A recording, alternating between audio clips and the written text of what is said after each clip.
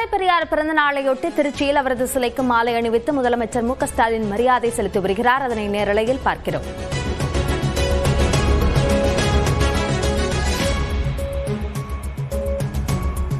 இதுகுறித்த கூடுதல் விவரங்களை நம்முடைய செய்தியாளர் கலைவாணனிடம் கேட்கலாம். கலைவாணன், நிகழ்வு குறித்த விவரங்களை பதிவு செய்யுங்கள்.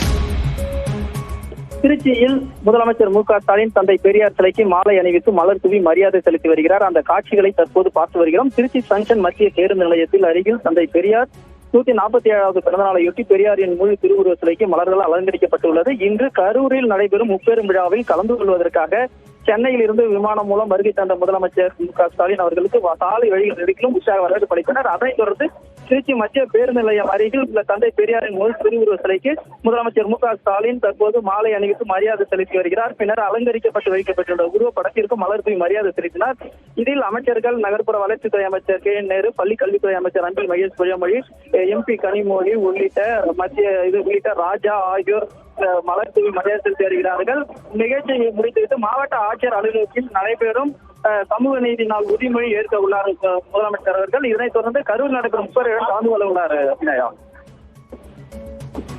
கலைவாணன், திருச்சியில் மற்ற முதலமைச்சருடைய திட்டங்கள் என்னென்ன? கண்டிப்பாக இந்த திருச்சியில் திருச்சியில் முதலமைச்சர் அவர்கள் தற்போது மாவட்ட ஆட்சியர் அலுவலகத்தில் தான் முதல் முறையாக வந்து வருகிறார். திருச்சியில் உள்ள பல்வேறு திட்டப் பணிகள் நடைபெற்று வருகிறது. இது வந்து முப்பெரும் விழா, அதாவது பிறந்தநாள் விழா, அண்ணா பிறந்தநாள் விழா, கட்சி தொடங்கப்பட்டு ஆண்டு விழா, இதை ஆண்டு தொடர்ந்து நடைபெற்று வருவது. இந்த ஆண்டு முப்பெரும் விழா கரூரில் நடைபெறுவதால் திருச்சிக்கு விமானம் மூலம் வருகை தந்த முதலமைச்சர் பெரியார் சிலைக்கு மாலை அணிவித்து தற்போது திருச்சி மாவட்ட ஆட்சியர் அலுவலகத்தில் உறுதிமொழி விழாவும் கலந்து கொண்டு அரசு மாவட்ட ஆட்சியர் கலந்து உள்ளார்கள்.